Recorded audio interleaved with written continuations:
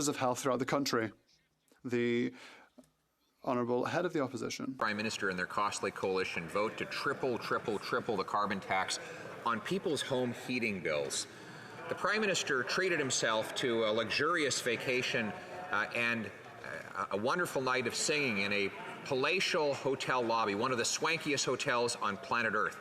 He then spent $6,000 per night on a single hotel room. Who stayed in that room? Honourable Prime Minister.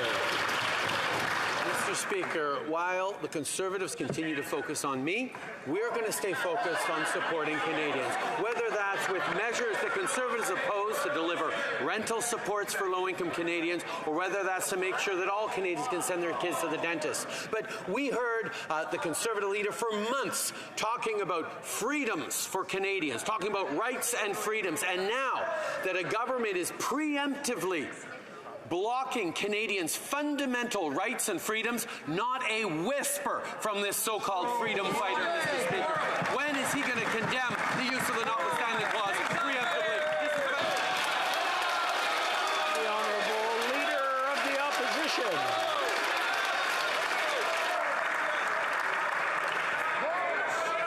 Nice try. Nice try.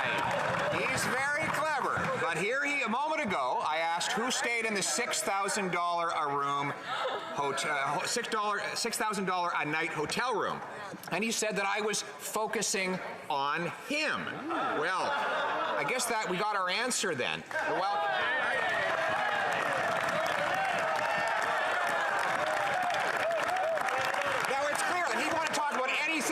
to avoid taking a blame for having spent that money on himself while the Canadians are suffering. Can he confirm it was him that had that night? The Right Honourable Prime Minister. Mr. Speaker, while Conservatives continue to play rhetorical games, the reality is Canadians need a Conservative Party that stands up for them, which is simply something they're not getting. They're not stepping up on rental supports for low-income renters. They're not stepping up on dental care for kids who need it. And they're not even standing up for the fundamental rights and freedoms that the Leader of the Opposition made a full campaign out of, and now he's nowhere to be seen on standing up for Canadians' fundamental rights and freedoms. Will he condemn the notwithstanding clause preemptive use? The Honourable Leader of the Opposition. This from the guy that robbed a record amount of Canadian workers' paychecks when he imposed the highest inflation in 40 years on them. And there was no negotiation for workers. In fact, they all took an across-the-board pay cut without ever giving their permission. And now, the position of his government is that they should have their pay capped. The Governor of the Bank of Canada told CEOs that there should be no pay hike for Canadian workers to compensate them for this Prime Minister's inflation. Does he agree with the Governor of the Bank of Canada that workers don't deserve a pay hike? Yes or no? The Right Honourable Prime Minister. He's actually trying to pretend he's standing up for workers right now when he is refusing to condemn a suspension of their most fundamental rights to collective bargaining. Mr. Speaker, workers' ability to negotiate a better future for themselves and their families is core to this country's middle-class success. Why is he not condemning this attack on fundamental rights and freedoms of workers?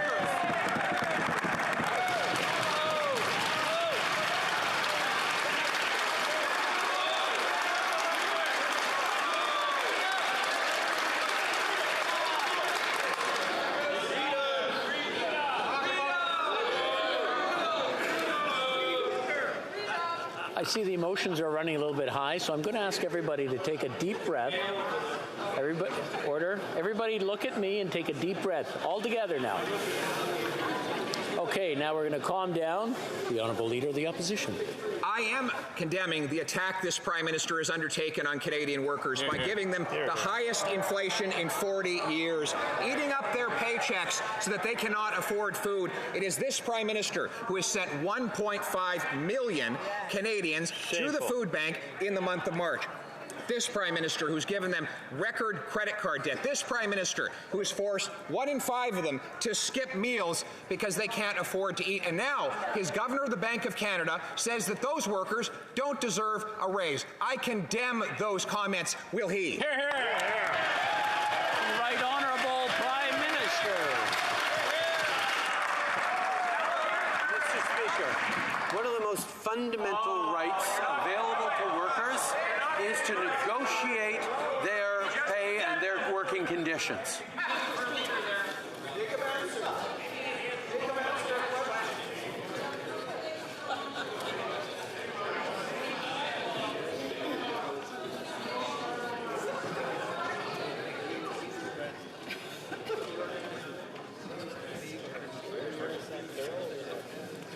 Are you done, I guess is the question. The Right Honourable Prime Minister, from the beginning, please. Thank you, Mr. Speaker. One of the most fundamental rights available to workers in this country is the ability to fight for better rights, better opportunities, better pay, better working conditions. And that happens at the bargaining table, Mr. Speaker.